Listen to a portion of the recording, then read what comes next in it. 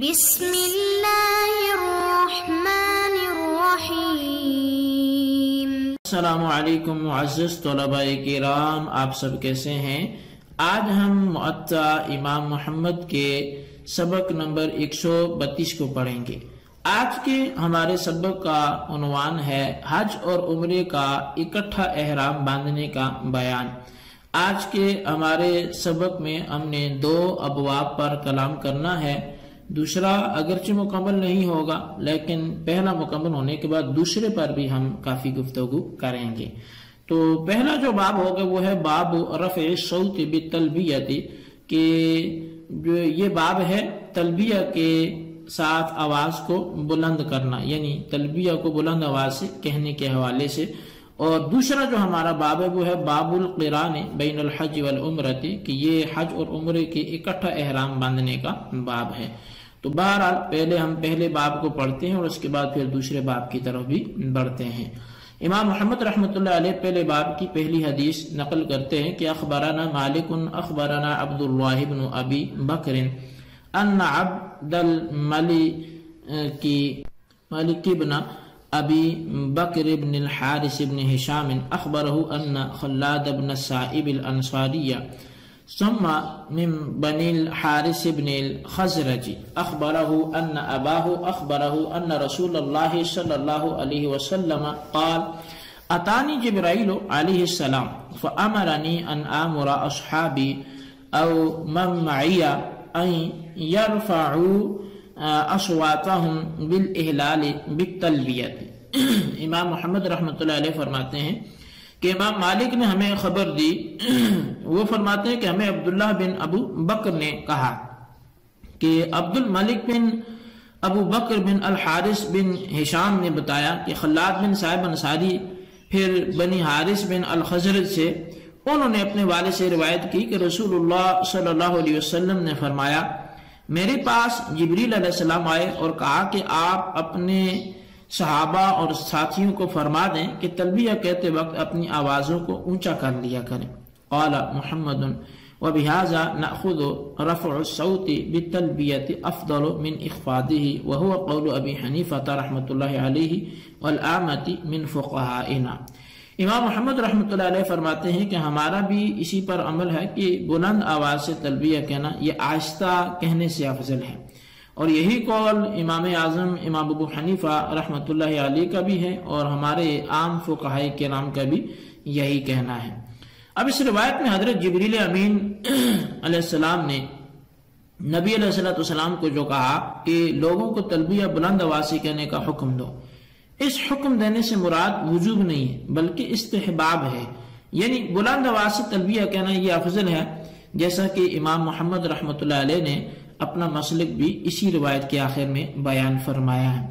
لیکن یہ ایسا مستحب عمل ہے کہ صحابہ کرام نے ہمیشہ اس پر عمل کیا ہے، لہذا اس کا مقام و مرتبہ وہ سنت مؤکدہ تک پہنچ گیا ہے۔ نصب الرایا میں اس حوالے سے لکھا ہے کہ خلاد بن صاحب اپنے والد سے بیان کرتے ہیں کہ رسول اللہ صلی اللہ علیہ وسلم نے فرمایا کہ میرے پاس جبریل آئے، اور پھر اسی طرح حضرت انس سے ابو قلابہ بیان کرتے ہیں کہ نبی علیہ السلام نے مدینہ منورہ میں نماز ظہر کی 4 رکعت ادا فرمائی، اور مقام ذوالحلیفہ میں عصر کی 2 رکعت ادا فرمائی، اور میں نے ان تمام حضرات کا بلند آواز سے تلبیہ کہنا سنا۔ تو بس اس حوالے سے یہ ہے کہ معطا کے اسی باب کے حاشیے پر یہاں پر ایک حدیث بھی نقل کی گئی ہے کہ جس کو عبد الحی جو ہے انہوں نے تحریر کیا ہے، وہ کہتے ہیں کہ ابن ابی شیبہ نے یہ روایت ذکر کی ہے کہ ابن حجر نے اس کی اسناد کو صحیح بھی کہا ہے، اور بکر بن عبداللہ مدنی کہتے ہیں کہ میں عبداللہ بن عمر رضی اللہ عنہما کے ساتھ تھا، تو آپ نے اتنی بلند آواز سے تلبیہ کہا کہ 2 پہاڑوں کے درمیان ہر ایک نے سنا۔ ابن ابی شیبہ نے یہ روایت بھی ذکر کی اور اس کی اسناد بھی صحیح ہے، کہ مطلب کہ مطلب بن عبداللہ کہتے ہیں کہ حضور علیہ السلام کے صحابی تلبیہ کہتے وقت اتنی بلند آواز سے کہتے کہ ان کی آوازیں بیٹھ جاتی۔ اس بارے میں اور بھی بہت سی اخبار ہیں، آثار ہیں، تو بہرحال حاصل کلام یہی ہے جو ذکر کر دیا گیا۔ اب ہم بڑھتے حج اور عمرے کا اکٹھا احرام باندھنے کے حوالے سے امام محمد رحمۃ اللہ علیہ حدیث لے کے آتے ہیں. اخبرنا مالک اخبرنا محمد بن عبد الرحمن بن نوفل الاسدی ان سلیمان بن یسار اخبره ان رسول اللہ صلی اللہ علیہ وسلم عام حجۃ الوداع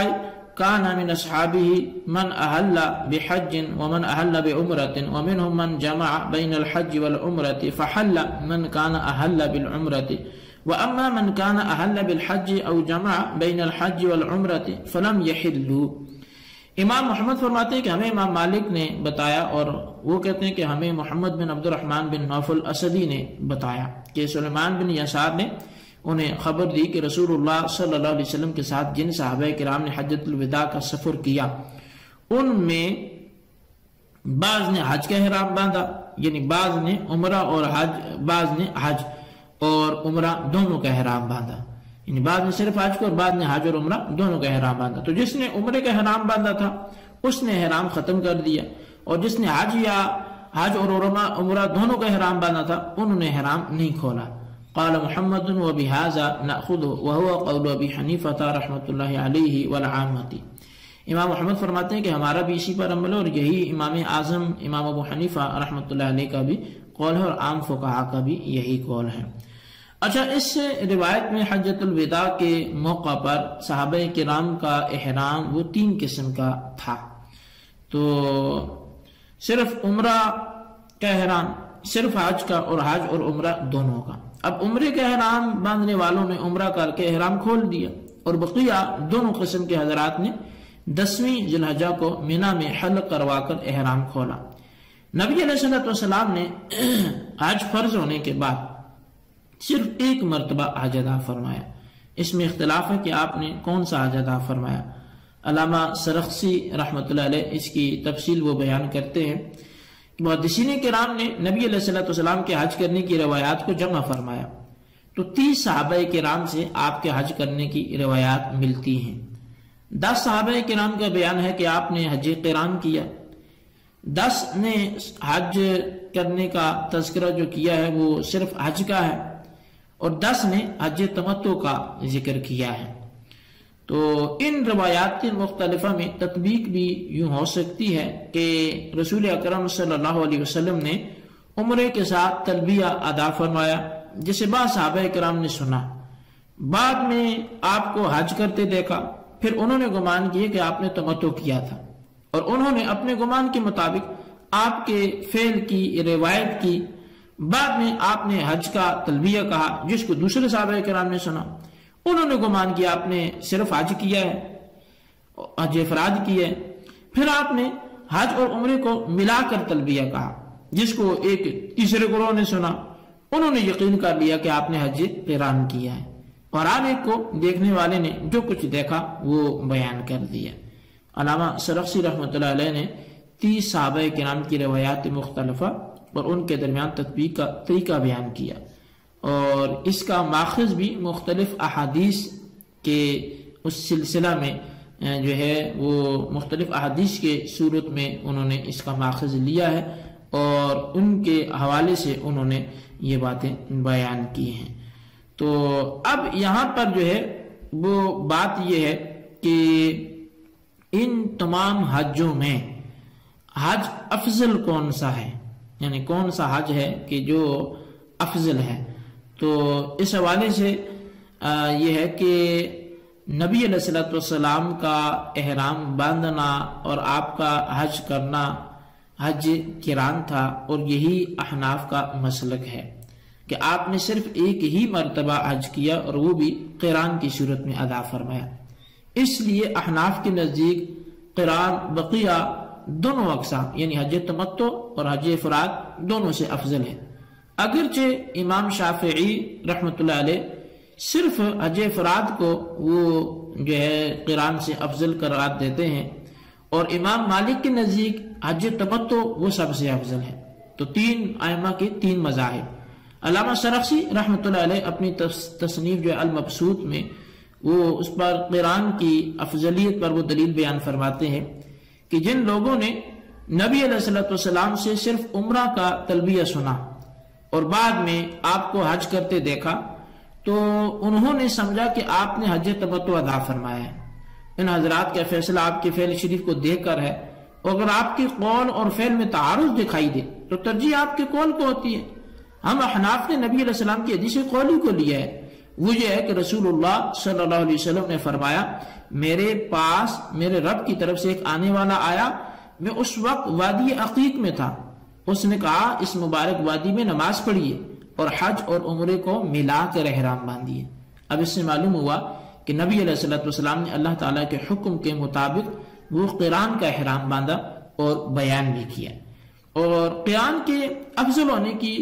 وجہ ایک یہ بھی ہے کہ یہ دو عبادتوں کے مجموعے کا نام ہے، اور یہ بات واضح ہے کہ ایک عبادت کا الگ ثواب ہے اور دوسری کا الگ ثواب ہوتا ہے۔ جب دونوں کو ملا کر ادا کیے جائے تو ثواب میں اضافہ ہوگا، جیسا کہ کوئی شخص رمضان شریف کا روزہ بھی رکھے اور ان دنوں کا اعتکاف بھی کر بیٹھے، یا کوئی مجاہد جو ہے جہاد کرنے والا وہ سرحدوں کی حفاظت کے ساتھ ساتھ تہجد کی بھی پابندی کرتا ہے، تو یہ ڈبل ثواب ہے۔ تو علماء نے یہ بھی دیکھا کہ قرآن کی افضلیت کی وجہ یہ بھی ہو سکتی ہے کہ اس میں حج اور عمرہ کے علاوہ قربانی کے وجوب بھی ہے، جو حج افراد یا عمرہ میں نہیں ہوتا۔ تو نبی علیہ السلام کا ارشاد عالی بھی ہے کہ افضل حج وہ ہے جس میں تلبیہ بھی ہو اور قربانی بھی ہو۔ تو بہرحال اس لحاظ سے احناف کا جو مذہب ہے وہ بعینی ہی جو ہے وہ کئی وجوہ کے اعتبار سے وہ اس طرف زیادہ مشیر ہے کہ نبی علیہ السلام کا جو حج تھا وہ حج قران تھا، اور تمام حجوں سے جو افضل حج ہے وہ بھی حج قران ہی ہے۔ اور بھی صحابہ کرام کے اس میں اقوال ہیں کہ بعد میں وہ حج تمتع وغیرہ کے حوالے سے صحابہ کرام نے منع بھی کیا، تو مختلف آثار بھی اسی طرح جو ہے وہ رہنمائی کرتے ہیں۔ زیادہ تفصیل میں نہیں جاتا، لیکن کثیر ایسے دلائل ہیں کہ جو حج قران کے افضل ہونے پر دلالت کرتے ہیں۔ آج کے سبق ہم یہیں پہ موقوف کرتے ہیں۔ اللہ تبارک و تعالیٰ سے دعا ہے جو پڑھا سنا اسے یاد رکھنے کی توفیق نصیب فرمائے۔ آمین بجاہ نبی الامین صلی اللہ علیہ وسلم۔